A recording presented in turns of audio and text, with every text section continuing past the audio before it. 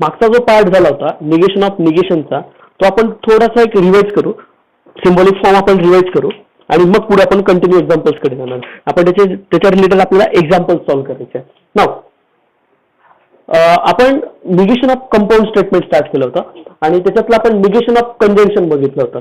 Negation of conjunction, just negation of conjunction is म्हणजे आपण negation of conjunction of two simple statement is the distinction of their negation, आपण त्याच्यामध्ये जात होतो. म्हणजे पहिला काय होतं आपलं, negation of P and Q is equivalence to काय होतं, negation P or negation Q. म्हणजे असं काहीतरी आपल्याला मिळालं होतं. बरोबर आहे. That's one is a De Morgan's law.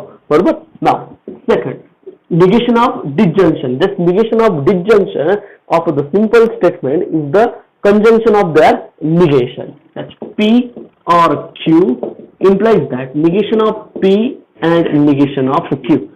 Okay. म्हणजे हे दोघंचे दोघं कोण होते माझे, डी मॉर्गन्स लॉ होते. डी मॉर्गन्स लॉ होता. बरोबर. थर्ड काय होता माझा, negation of negation. Negation of statement म्हणजे काय येणार आहे, itself. That negation of negation is itself. That's fourth, negation of P implies Q. Okay. Negation of P implies Q. आपण पी इम्प्लाइज क्यूचं काहीतरी इक्वल स्टेटमेंट घेतलं होतं. काय, पी ऑर आपण काहीतरी स्टेटमेंट घेतलं होतं ना कंडिशनल स्टेटमेंटसाठी. काय होतं हे, निगेशन ऑफ. आता पी इम्प्लाइज क्यू कोण होता, P implies Q negation P और क्यू होता. बरोबर. याचं निगेशन म्हणजे हा ब्रॅकेट पी इम्प्लाइज क्यू काय घेतला मी, निगेशन पी और क्यू हे दोघे काय होते, इक्विव्हॅलंट होते आणि मग याचा निगेशन आपण केला होता. बरोबर. म्हणजे इम्प्लिकेशनला आपण कशात कन्वर्ट केलं होतं, डिस्जंक्शन मध्ये होतं. बरोबर आहे. तो निगेशन जर घेतलं तर negation of negation P and ऑरचा काय झाला, ऑरचा काय होतोय, अँड होतोय. आता निगेशन ऑफ निगेशन, याचं पण निगेशन आणि याचं पण negation, negation of Q. Okay. Now negation of negation, negation of negation is itself P and negation Q. म्हणजे negation of P implies Q is P and negation Q. इथे तुम्ही वापरताना काय वापरलाय, इक्वलंट स्टेटमेंट. इथे काय वापरलंय, निगेशन ऑफ डिस्जंक्शन. इथे तुम्ही काय वापरलंय, निगेशन ऑफ डिस्जंक्शन. आणि इथे काय वापरलंय, निगेशन ऑफ निगेशन. दोन लॉस तुम्ही इथे वापरलाय. Just fifth number, negation of P double implies Q equivalent to negation P double implies Q. P double implies Q म्हणजे काय, just you have to convert first and as or. and आणि or मध्ये आपण त्याला काय केलं होतं, अगोदर कन्वर्ट केलं होतं. मग काय येईल बरं, just P double implies Q होता, काहीतरी घेतलं होतं आपण. काय घेतलं होतं, इम्प्लिकेशन साठी, डबल इम्प्लिकेशनला P double implies Q चं equivalent statement P implies Q and Q implies P असं काहीतरी स्टेटमेंट घेतलं होतं. बरोबर आहे. याचं निगेशन कंजंक्शन आणि याचं निगेशन म्हणजे कंजंक्शनचं निगेशन कशात जाणार आहे, डिस्जंक्शन मध्ये. बरोबर आहे. याचं पण निगेशन आहे आणि याचं निगेशन आहे. Equivalent to negation of P implies Q or negation of Q implies P. Okay. Now P implies Q चं निगेशन, P implies Q चं निगेशन काय तर P and निगेशन. तुम्ही याचं निगेशन काय येईल, P and negation Q or Q and negation P. लक्षात घ्या की आपण एक्झॅक्टली निगेशन कसे काढले. ह्या निगेशन्सला विसरायचं नाही. आपण जे एक्झाम्पल घेणार आहोत याच्या रिलेटेड घेणार आहोत आणि हे पूर्ण आपल्या समोर ठेवायचे. यांना परत परत प्रॅक्टिस करायची, हाताखालून गेले पाहिजेत. रफ नोटबुक्स ठेवा. रफ नोटबुक्सच्या आपण ज्या वेळेला एक्झाम्पल सॉल्व्ह करणार त्या वेळेला त्यांना रफली सॉल्व्ह करत राहा ना. आता याच्या रिलेटेड आपल्याला एक्झाम्पल्स बघायचे आहेत. एक्झाम्पल्स कसे असतील बघा. आपण अजून एक आपण याच्यात काहीतरी घेतलं होतं, क्वांटिफाईड स्टेटमेंटचं पण निगेशन केलं होतं आपण. बरोबर ना. क्वांटिफाईड स्टेटमेंट मध्ये आपण जर निगेशन ऑफ क्वांटिफाईड स्टेटमेंट म्हणजे ऑलचा आपण काय करतो, सम करतो. बरोबर आहे. आणि फॉर एव्हरीचं काय करतो, देअर एक्झिस्ट करतो. आणि जे माझं पी स्टेटमेंट असेल त्या पी स्टेटमेंटचं आपण काय घेतो, निगेशन घेतो. एक लक्षात ठेवा, एक मार्काचं एक्झाम्पल जवळपास आपल्याकडे याच्याशी रिलेटेड कन्फर्म असतं. म्हणून लक्षात घ्या की क्वांटिफाईड स्टेटमेंटचं निगेशन करताना आपल्याला कुठली आपण एक्झाम्पल तर घेणार आहोत त्या रिलेटेड आपण एक्झाम्पल घेऊ. ओके. नाव एक्झाम्पल बघू आपण त्याच्यात. आता क्वेश्चन कसा असेल तो बघा. प्रॉब्लेम. क्वेश्चन बघा. Write the negation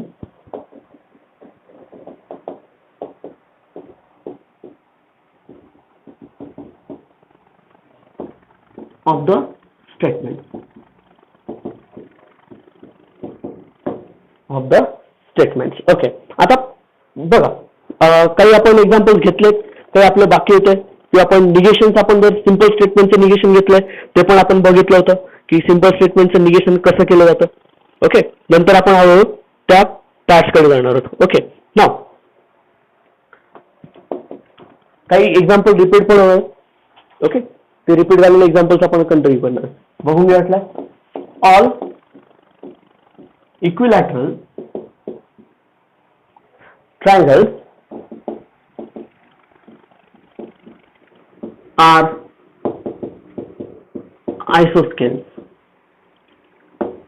Okay, all equilateral triangles are isosceles. याचं निगेशन काय होईल?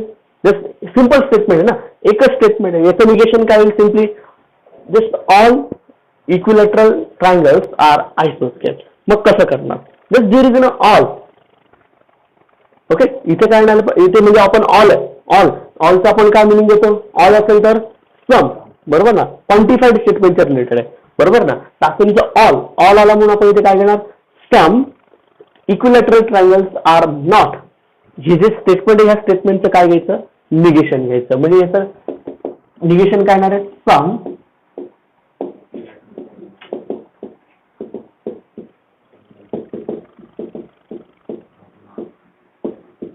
are not isosceles. Are not isosceles. म्हणून लक्षात घ्या. सेकंड, दुसरा example. Some real number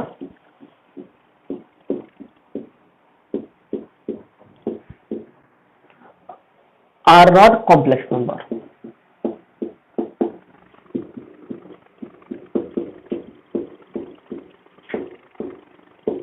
Are not complex number. मग बघा आता, some real numbers are not complex number. मग आता समचा काय होणार? ऑल होईल. समचा all. All real number are. आता नॉट आहे, याचं निगेशन नॉट काढून टाकावं लागेल, बरोबर आहे.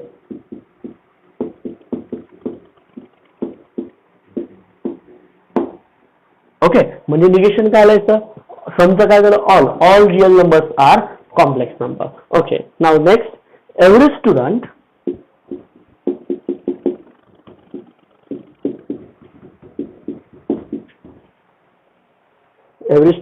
has paid the fees. लवकर करा. Okay. every student has paid the fees. Okay. Negation आता एव्हरी असल्यामुळे आपलं काय होणार? सम. एव्हरी, ऑल असेल तर काय करणार? Some. Okay. Some student has not नाही घेणार. Just you have to get a have. Okay. Have not. Okay. Some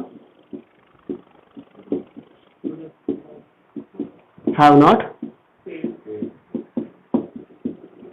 paid the fee. Okay. Fourth. Okay. All natural numbers are integers.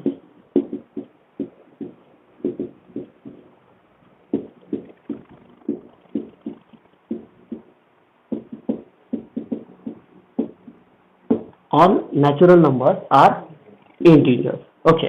Now बघा आता all चं काय होणार? Sum. Sum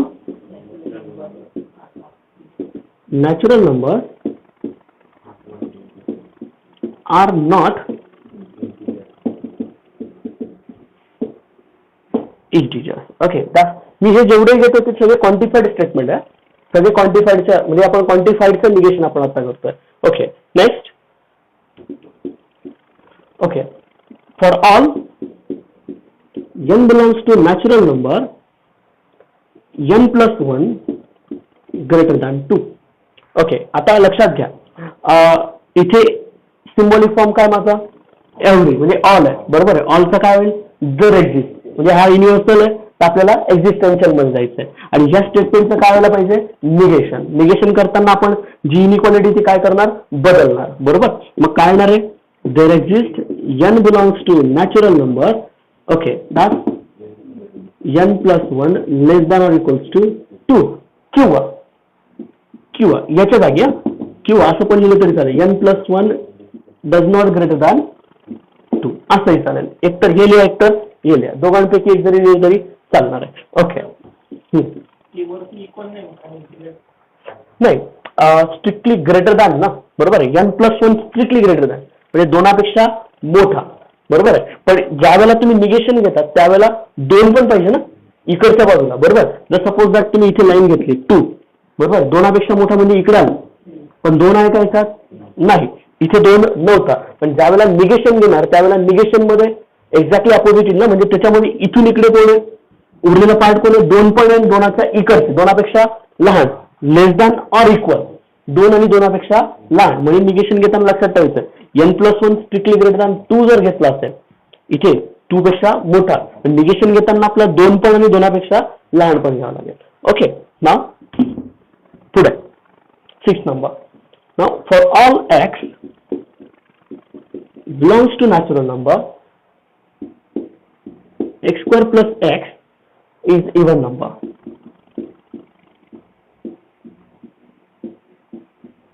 okay काही example repeat झाले तर होऊ द्या कारण कसं आहे क्वांटिफाईड स्टेटमेंटचं निगेशन कसं घेतो ते परत एकदा आपलं होऊन जाईल. ओके नाव देर एक्झिस्ट ऑल आलाय वाटतो इथे काय होणार आहे there exist x belongs to natural number. Now x square plus x is not even number. even number करा नाहीतर मग आपण नॉट च्या ऐवजी ऑड नंबर नॉट इव्हन मध्ये कोण येईल ऑड येणार आहे. ऑड लिहिलं तरी चालेल ऑड नंबर असं लिहिलं तरी चालेल. म्हणजे काय ऑडचं देर एक्झिस्ट केलं इज नॉट इव्हन आपण इथे लिहिलंय इज नॉट इव्हन म्हणजे त्याचं निगेशन केलंय. ओके किंवा मग ऑड लिहिला तरी चालणार आहे. ओके नेक्स्ट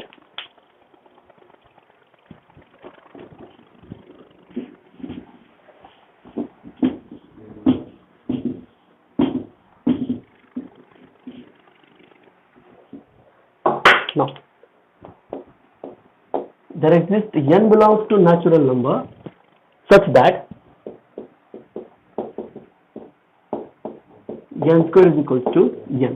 निगेशन काय बरं माहिती for all n belongs to natural number there exists काय झालं for all.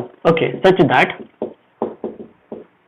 इथे इक्वल आहे आता इथे काय करावं लागेल unequal n square does not equals to n. okay next 8 number there exists x belongs to R such that x square less than x. Okay now मग काय करणार आता इथे स्ट्रिक्टली लेस दॅन आहे बरोबर. मग आता देर एक्झिस्टचा काय होईल for all x belongs to R such that x square greater than or equals to x. किंवा मग कसं करणार अजून x square does not less than x असंही चालेल. ओके दोघांपैकी कुठलं गेलं तरी चालणार. नंतर 9 number all students of this college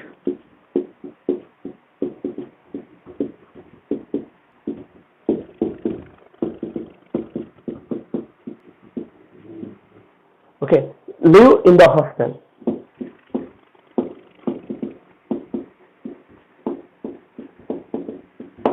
okay now बघा आता ओके ऑलचं काय होणार आहे some students of this college.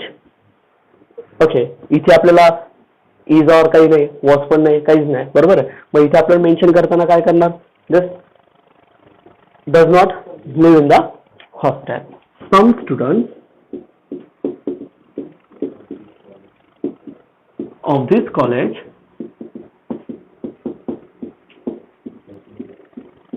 does not live in the hostel.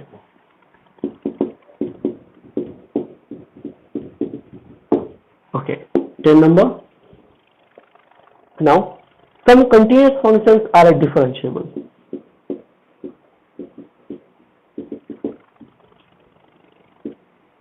some continuous functions are differentiable.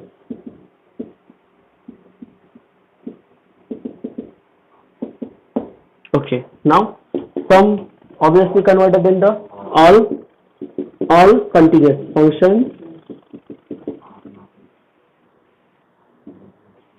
functions are not differentiable.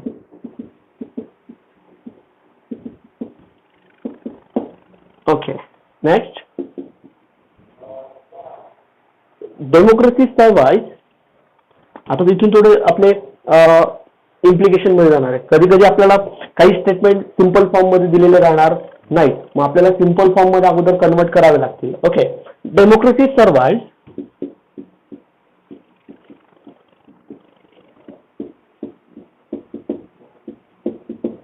if the leaders are not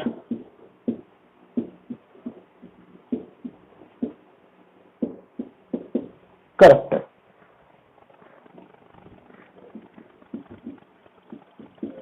leaders are not corrupt. व्यवस्थित जर बघितलं तर हे कुठल्या प्रकारचं वाक्य असतं? Just you have to taken as an if and then. बरोबर. इफ नंतरचं वाक्य the leaders are not corrupt then democracy survive. We have to construct this statement. Okay, म्हणजे आपण अगोदर त्याला काय करणार? रिकन्स्ट्रक्ट करणार. Okay, first reconstruct this statement.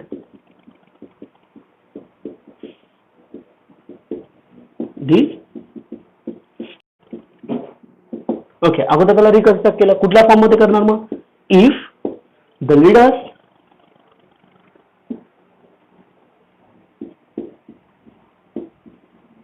R not corrupt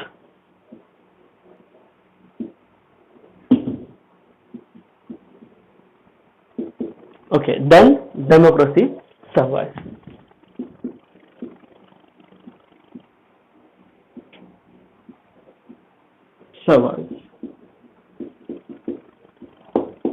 okay, हे झालं माझं रिकन्स्ट्रक्शन. बरोबर आहे. आता वाक्य जर बघितलं तर याच्यात पी कोण आणि क्यू कोण? The leaders are not corrupt आणि क्यू काय? Democracy survive. ओके, जर पी त्याला व्यवस्थित रिकन्स्ट्रक्ट करतोय, इफ अँड देन मध्ये आणतोय. ओके, त्याच्यात पी स्टेटमेंट घेतोय. पी स्टेटमेंट माझं काय आलं? The leaders are not corrupt. Okay, Q statement काय घेतोय?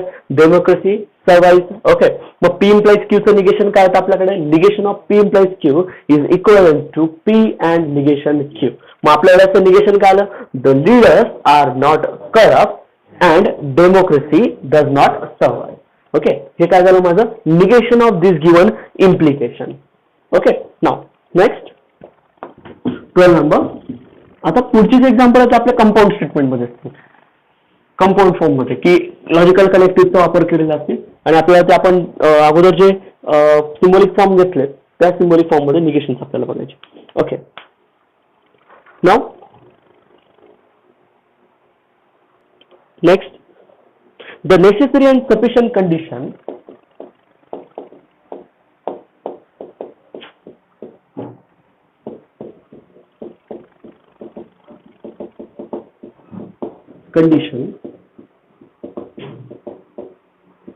the necessary and sufficient condition for a person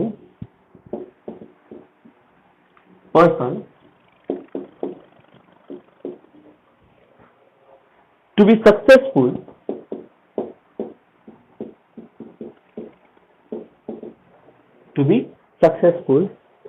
is to be honest.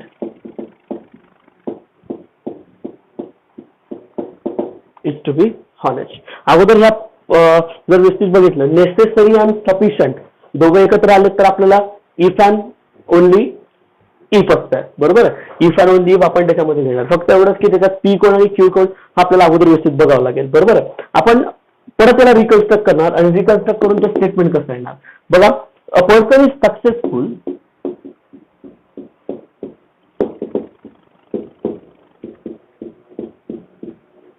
okay, a person is successful if and only if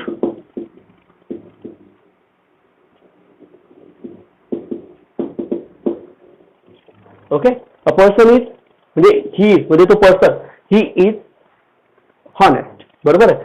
okay, जर तो honest असेल तर, बरोबर आहे, he is to be honest. Okay, he is honest. Okay, हे झालं माझं reconstruction of this given statement. Okay, a person is successful if and only if he is a honest. Okay, now मग आता इम्प्लिकेशनचं negation, that is a symbolic form of that given statement. बरोबर, या दिलेल्या स्टेटमेंटचं काय सिम्बॉलिक फॉर्म. आता याचं काय करायचंय, निगेशन. मग निगेशन बघा, negation of P double implies Q काय घेतलं होतं आपण, पी अँड निगेशन क्यू और क्यू अँड निगेशन पी. वाक्य जरा मोठं येतं, इफ अँड इफ जर आलं तर आपल्याला वाक्य सिम्बॉलिक फॉर्म मध्ये लिहिताना परत निगेशन त्याचं काय येणार आहे, मोठं येणार आहे. मग आता याचं वाक्य कसं तयार होईल. ओके, बघा आता याच्यानुसार करायचं. ओके, मग सांगा आता, अ person is successful, okay, and he is not honest or, okay, or Q and P. He is, a person is honest and he is not successful. Okay. Okay, now व्यवस्थित लक्षात घ्या की आपण वाक्य कसे घेतोय, काय करतोय, की आपण एक्झाम्पल्स कसे, लेंदी एक्झाम्पल्स आपल्या याच्यामध्ये येतात. त्यामुळे निगेशन घेताना आपण कुठल्या प्रकारची काळजी घेतली पाहिजे हे लक्षात ठेवायचं फक्त. ओके, नेक्स्ट कंपाऊंड स्टेटमेंटसाठी. Okay, now 6 is a even number, 13 number example. 6, हां,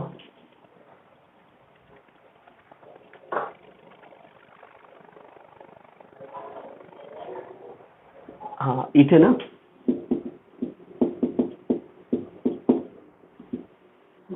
ही इज नॉट हॉनेस्ट. ठीक आहे. ओके, पुढचं बघा, 6 is even number, 6 is even number और 36 is a perfect square.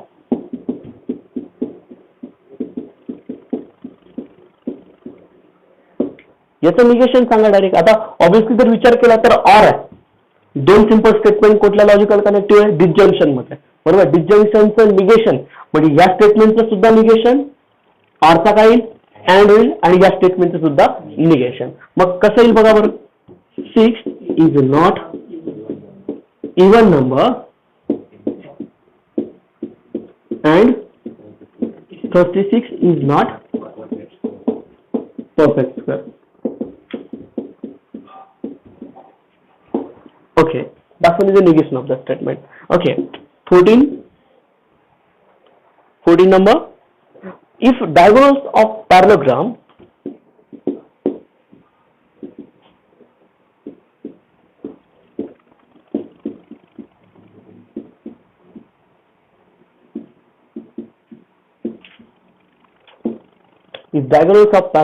are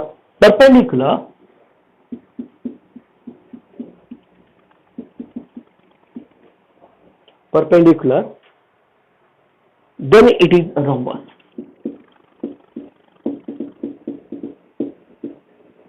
Then it is rhombus. Rhombus म्हणजे आपलं just like a kite. Okay, पतंगासारखा याचा आकार असतो आणि त्याचे डायगोनल्स एकमेकांना 90 डिग्री मध्ये इंटरसेक्ट करतात. ओके, डायगोनल्स जर इंटरसेक्ट करत असतील तर त्याला आपण काय म्हणायचं, रॉम्बोस म्हणायचं. आता इफ अँड देनचं वाक्य आहे, बरोबर. इफ अँड देनचं वाक्याचं निगेशन सांगा डायरेक्टली. चला, इफ अँड देनचं वाक्य आपण निगेशन कसं करतो, पी इम्प्लाइज क्यूचं निगेशन, इम्प्लिकेशन काय येतं, पी अँड निगेशन क्यू, हे कसं काय निगेशन आहे. मग आता याचं निगेशन बघा आता काय येईल, मग पी अँड पी काय माझा, the diagonals of parallelogram are perpendicular. Okay, मग क्यू स्टेटमेंट काय, the diagonals of parallelogram is the diagonals of parallelogram. Okay, म्हणजे तो काय, म्हणजे पॅरलोग्राम इज रॉम्बस, असं काहीतरी वाक्य आहे. मग आपण पी अँड निगेशन क्यू बघा, मग काय नाव सांगा, the diagonals of parallelogram are perpendicular and आता negation of Q, it is not a rhombus.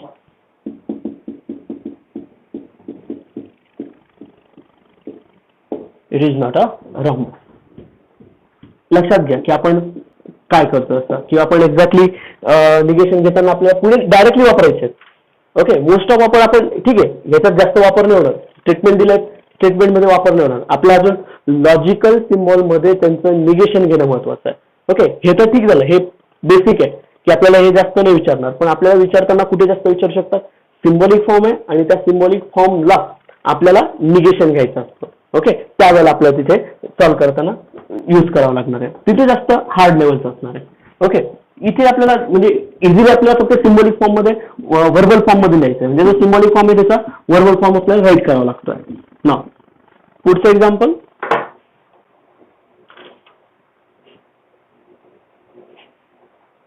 Okay, now it is false that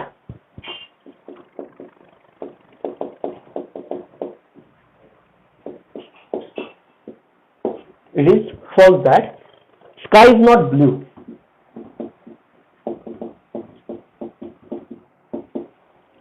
Okay, आता थोडंसं डिटेल्स मध्ये बघू आपल्याला. नाव हे पी स्टेटमेंट आहे आणि पी स्टेटमेंटचं काय दिलं ऑलरेडी, निगेशन दिलेलं आहे. बरोबर आहे, याला आपण पी स्टेटमेंट धरू अजून. ओके, पी स्टेटमेंट घेतलं आपण. बरोबर, पी स्टेटमेंट काय घेतलं, sky is not blue. Okay, आता याचं आपल्याला निगेशन दिलेलं आहे. सिम्बॉलिक फॉर्म काय, निगेशन ऑफ पी, आणि याचं निगेशन मला परत द्यायचं आहे. बरोबर ना, निगेशन ऑफ निगेशन म्हणजेच काय, therefore negation of negation P काय आता, म्हणजे याचं पूर्ण वाक्याचं निगेशन म्हणजे निगेशन ऑफ निगेशन काय तर इट्सेल्फ. मग पी काय, मग सिम्बॉलिक आपला निगेशन काय येणार आहे, स्काय इज नॉट ब्ल्यू, हे त्याचं निगेशन असेल. म्हणून लक्षात घ्या, मी जे एक्झाम्पल घेतले हे प्रत्येक टाईपचे एक्झाम्पल घेतले. म्हणून आपण 15 एक्झाम्पल जे सॉल्व्ह केले, 15 एक्झाम्पल कसे होते, just different types of example. आपण क्वांटिफाईड पण घेतलंय, if and then, if and only, disjunction or. आता जे पुढचे एक्झाम्पल आहेत मी ते एक्झाम्पल तुम्हाला सॉल्व्ह करायला देईल ॲज अ होमवर्क म्हणून. ते एक्झाम्पल मला कम्प्लिटली सॉल्व्ह करून पाहिजेत. इव्हन आपण ज्या वेळेला निगेशन काढणार त्यावेळेला सिम्बॉलिक फॉर्मचं निगेशन काढणार त्यावेळेला मी सांगेल की आपण डिटेल्समध्ये अजून कसं बघायचं किंवा आपण एक्झाम्पल सॉल्व्ह करताना काय करायचं आहे.